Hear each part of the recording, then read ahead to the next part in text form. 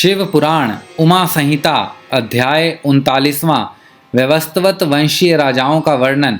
शौनक जी बोले, हे सूत जी, आपने राजा सगर के 60,000 पुत्रों के बारे में बताया। अब कृपा करके यह बताइए कि उनके 60,000 पुत्र किस प्रकार हुए।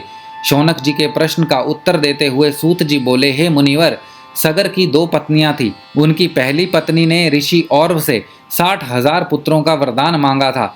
वरदान को सिद्ध करते हुए उनके 60,000 पुत्र हुए। रानी ने उन पुत्रों को मटकों में रख दिया। कुछ समय पश्चात वे बलवान होकर बाहर निकल आए। ये 60,000 पुत्र ही कपिल मुनि की क्रोध अग्नि से भस्म हो गए थे। दूसरी रानी ने वरदान में एक वंश वृद्धि करने वाला सुंदर पराक्रमी पुत्र ही मांगा था। इन 60,000 भस्म हुए राजपुत्रों का उद्धार करना अति आवश्यक था। इसी सगर वंश में राजा दिलीप भी हुए। उन्हीं के पुत्र भगीरथ ने अपने पूर्वजों का उद्धार करने के लिए श्री गंगा जी को स्वर्ग से धरती पर बुलाया था। अपने पूर्वजों का उद्धार करके श्री गंगा जी को उन्होंने अपनी पुत्री बनाया, इसीलिए वे भगीरथी नाम से जग प्रसिद्ध हुई।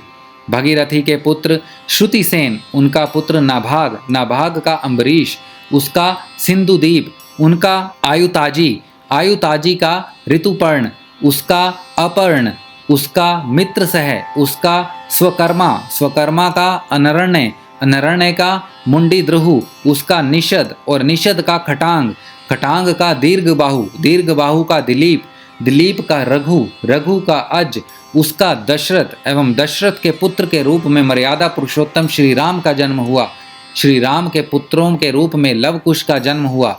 इस प्रकार व्यवस्त वंश आगे बढ़ता रहा। इक्ष्वाकु, जो कि धर्मात्मा और पुण्यात्मा माने जाते थे, उनका वंश सुमित्र राजा तक चला। उमा संहिता अध्याय 39वां समाप्त।